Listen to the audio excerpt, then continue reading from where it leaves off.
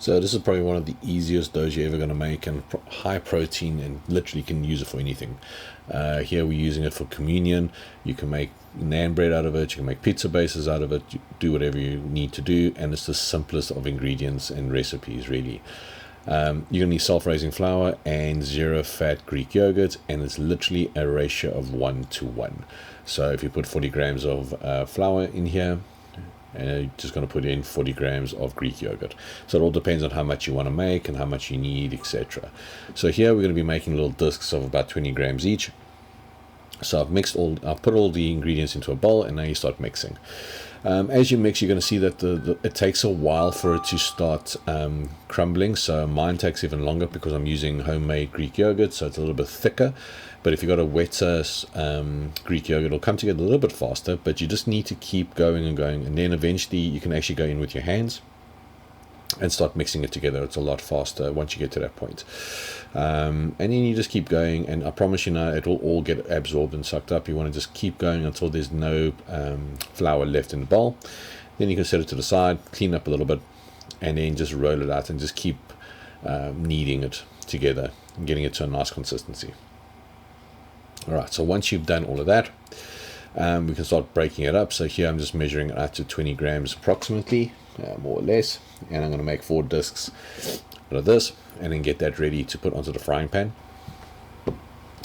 So what we're going to do now is we're just going to flatten the balls out. So here I'm just putting a little bit of flour so it doesn't get too sticky, getting that all together, just flattening them out. And then I couldn't find my rolling pin, so I just used a glass for a rolling pin, which I'm going to see in a few minutes, and just laying it out as flat as possible, nice even consistency across there. So just to get things nice and going there, keep it all uniform, and then just making sure you keep a little bit of flour so when you stack them up against one another, they don't stick to each other.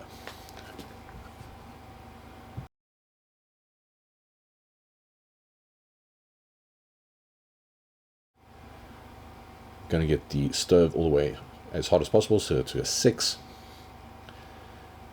And then once the pan's nice and warm, I'm going to throw those discs onto the frying pan. So this is the same thing for naan bread, flatbread, etc. English muffins, if you want to do this as well, same sort of concept. Just going to keep going, and then you can actually see the bubbles popping up on the actual bread. That's a good sign. It means the heat's going all the way through, and you're actually going to see them fill up like balloons as we go through, as the heat carries on going through. And then you can use the spatula to try and push the air or the heat across inside the actual disc. And I'm going to flip them over, and that's pretty much what they need to look like on either side, and that's perfectly cooked once the other end is there. And you're going to see they keep on growing, like the top one there fills up with air, and that's pretty much meaning that the dough is pretty much cooked. I'm going to remove all the plates, and that is it. You're done. Very straightforward, very easy, simplest of ingredients, simplest of recipes. If you don't have self-rising flour, you can definitely just add some baking powder to it, to your flour, to regular flour, probably about half a teaspoon or so, and that will do the job depending on how big the amount is. And that is the end result.